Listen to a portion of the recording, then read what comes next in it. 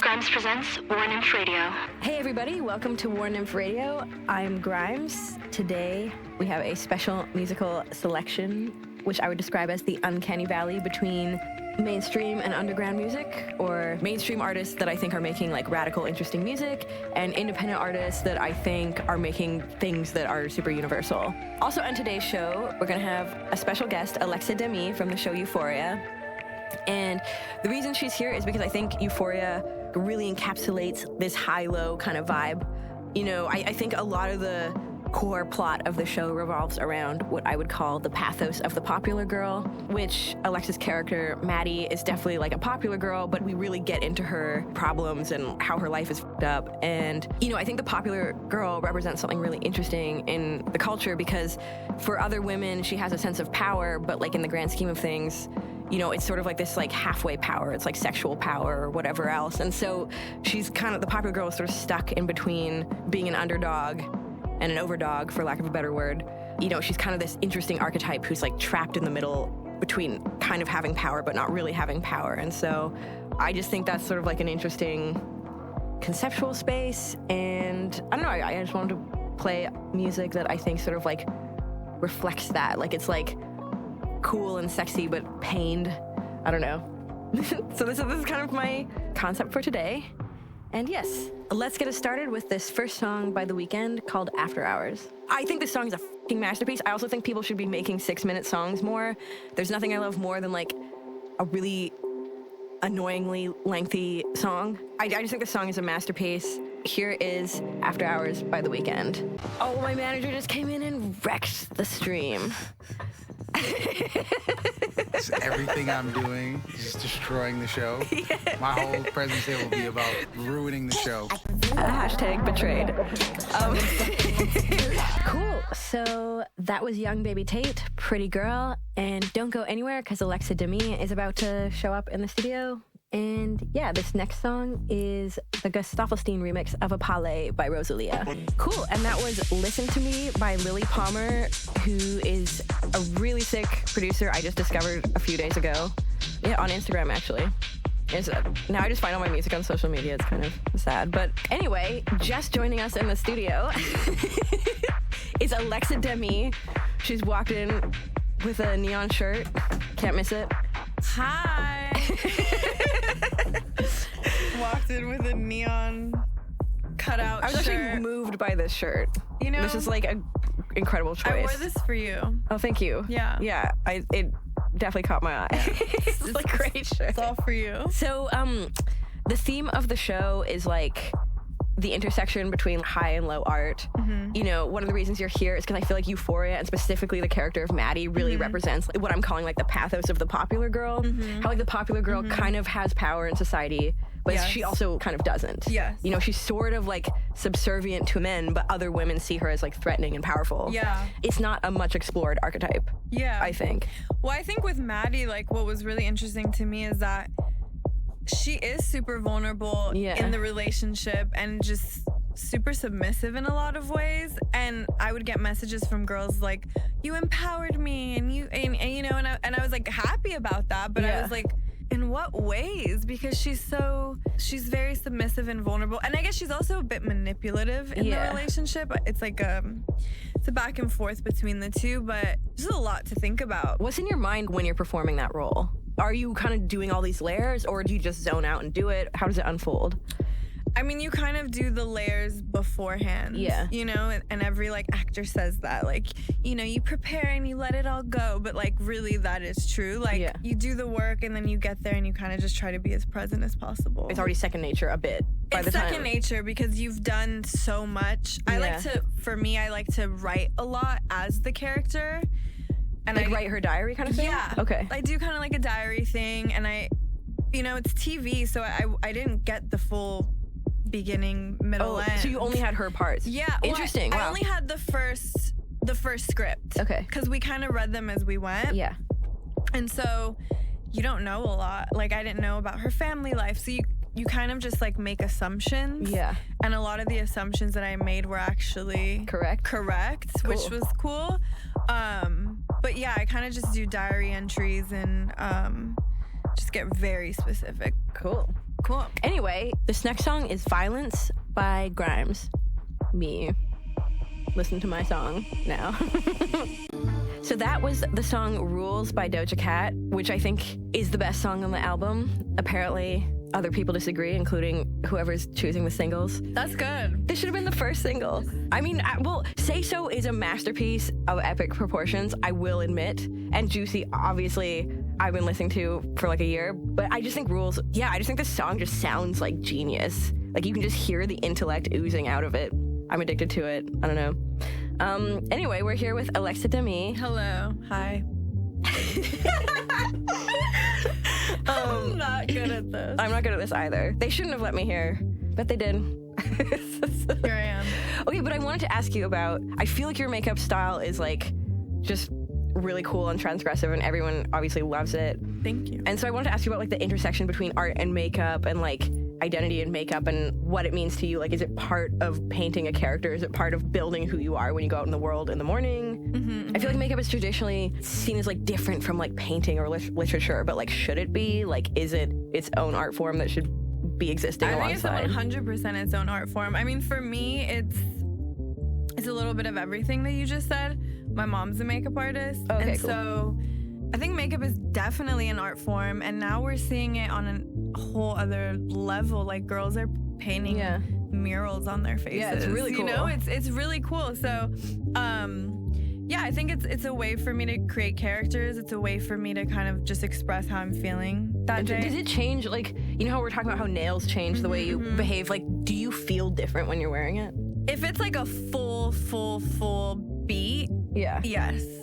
Would you describe this as a full beat? No. Oh, okay. For me, this is like the this is like winged eyeliner and a lip and some mascara. What's a full beat? Like blush and a full beat is like your foundation, concealer. Like I would say, like creating shapes with like eyeshadows, contouring, okay, which I don't know how to do. Me neither.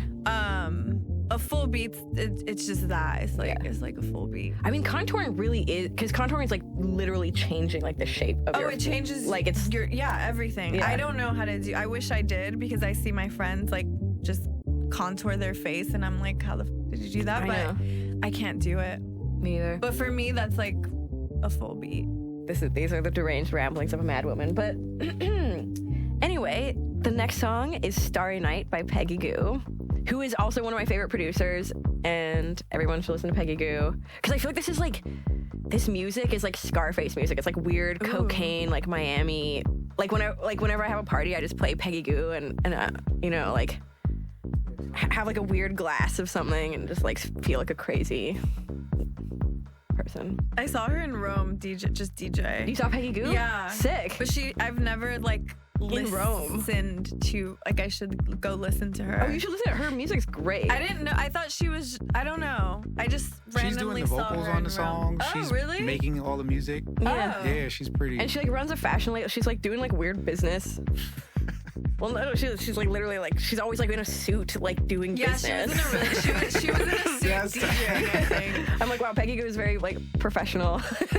She's definitely mad professional. Compared to most musicians, like most musicians are like just like blah, and Peggy Gou's like, I feel like she's like doing paperwork and like, you know, she's like. I love that for Peggy Gou. She like goes to the office. Yeah, no, she literally was like. She goes to the office. She's like. She's like, I'm back home in Berlin, going to the office. She's got like clipboards and like an enterprise. Okay, this is also, we're making this up. Now we're just making fan fiction about Peggy Gou. I think it's time to move on. Okay. Peggy Gou, Starry Night. Dowd is just in the interview. My manager's just in there. I love this. Making great points. So that was Caroline Polachek, the So Hot You're Hurting My Feelings remix by A.G. Cook. Do you know this song? It's a really good song. Really good song. I'm really terrible. Like, I do not listen to a lot of... Is it current? It's pretty current, yeah. I need to actually like do that, because I'm stuck in the past. Like I don't listen to a lot of current music besides like what's stuck in the past? Like old music, like OJ's or like Minnie Riperton or. Well, I actually don't know the OJ's. So. And then I just like, if you put on like an old song like that, like if you type in OJ's, like all the other shit will come up. Yeah. I just did this with Nas randomly. I mean, Had you not listened to him before? Not really. Well, I'm Canadian. What are you talking about? You're his top 2%. No. And then That's crazy. Then I became in his top 2% of fans, and I'm like, all these hip hop heads, like how am I in the top 2% of Nas fans? Although I did listen to Nas is just bumping Grimes. I had like a weird Nas weekend where it was just like constant. It is actually Big Nas, not Lil Nas. Big Nas. Yeah, not the Lil Nas. Yeah. But speaking of, our next song is actually with Big Nas and Lil Nas, Rodeo. I don't know if we should be calling him Big Nas. Okay. I said just I don't Nas, think you just would Nas. mind. Okay, well, the next song is with two of my favorite artists, Lil Nas X and like regular Nas, Rodeo. Which actually, these are two of the greatest artists of all time, actually, I think. Because also Lil Nas X, I feel like the situation with Old Town Road may be like the most significant musical situation of the last decade. Like, it's like, you know, like rejected from the country charts, came up through TikTok. Like, it really is this like weird, like hyper modern situation that's like, the song like popped off because of like technology. Because even I think he like bought the beat from a guy, and like the whole thing is just this like post social media occurrence that like just could never have happened before the moment it happened. Okay, that was Rodeo by Lil Nas X and Nas. Do you TikTok? I do not TikTok. Don't know if I will. You won't see me there like doing those robotic dance moves. No judgment toward them. I just personally am more of like a fluid mover. Your dance style does not. My dance Wait, style so is you're not. you're only looking at it as a place for dancing, though. I'm seeing it like from what's been shared with me is like dancing and like dubbing voices. The voice dubbing is so Like, yeah. so many people are like dubbing Maddie and like acting Really? out her scenes. Yeah, my sister sends them to me, but that's like what I see TikTok as. Is there more to it? There's a psychology section of TikTok, Oh. and it'll be like, these are the different kinds of like psychological processing of like these and blah blah blah. And blah, how blah. are they editing that? There's just really short like facts. Okay. It's almost like podcasting, but in like the shortest Oh. possible form, which is annoying. Like after a while, I'm like, okay, I can't just keep clicking. I can't. Like I was put it on and tried to cook. Definitely tried to. I'm not actually good at cooking. So What were you cooking? pancakes. It was fit. You've had my shitty pancakes. Pancakes are hard. Everything's cooking is just this whole other. You actually have to like get good at it, and who like takes time. Are you healthy? Do you eat healthy? I'm healthy right now because I'm pregnant. Yeah. Which How's that going? How is it?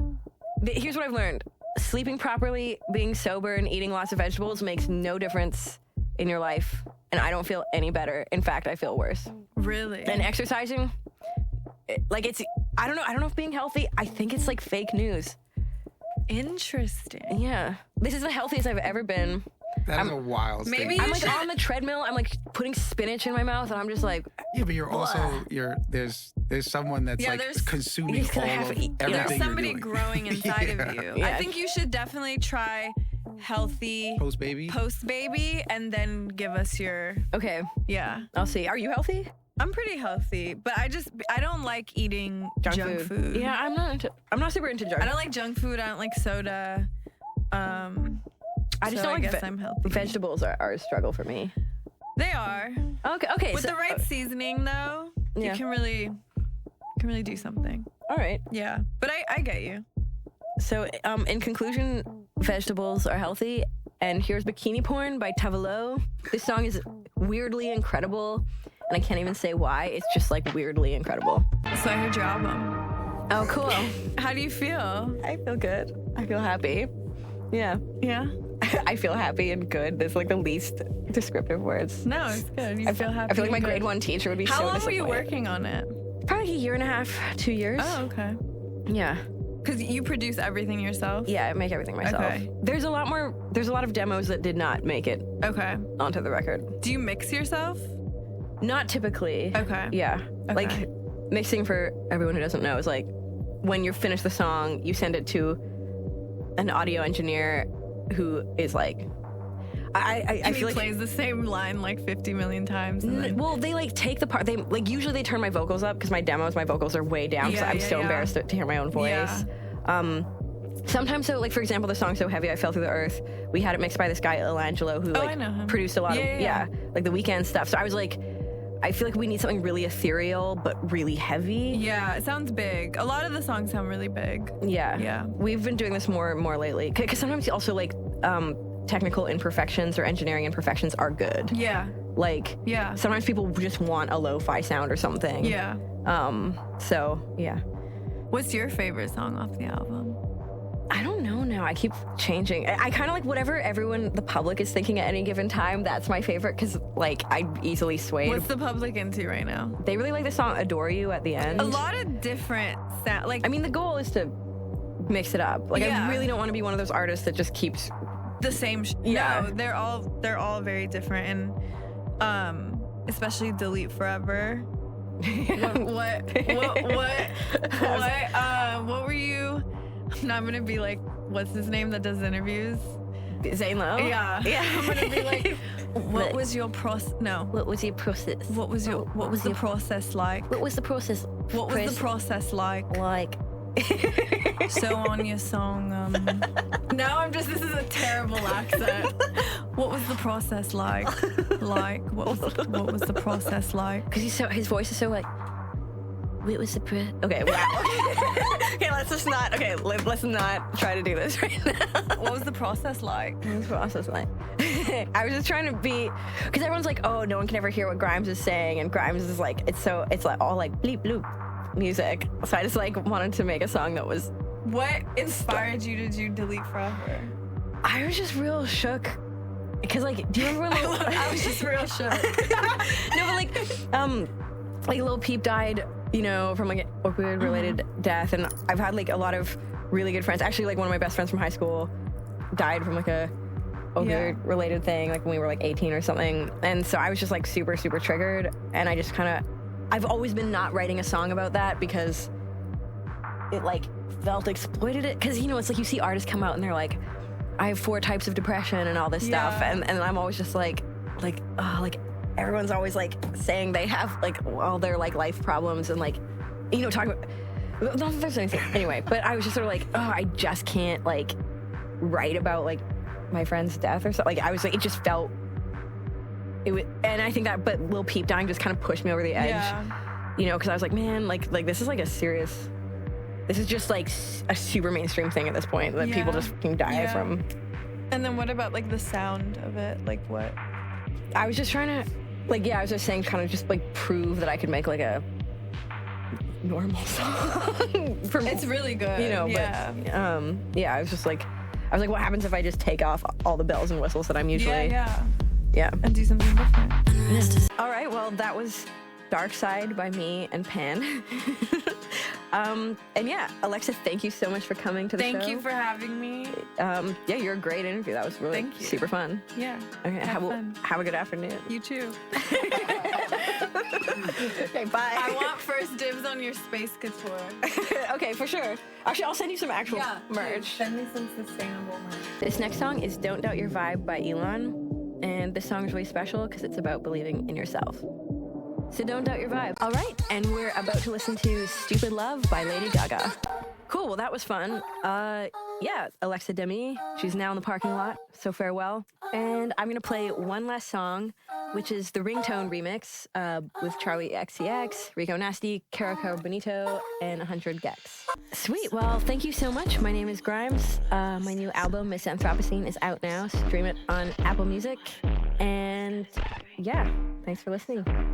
Farewell. Fare thee well. Godspeed. Ciao. Do svidania. Au revoir. Does shisha mean goodbye? Sweet. Bye, y'all. Stream the album Miss Anthropocene by Grimes, now in Apple Music.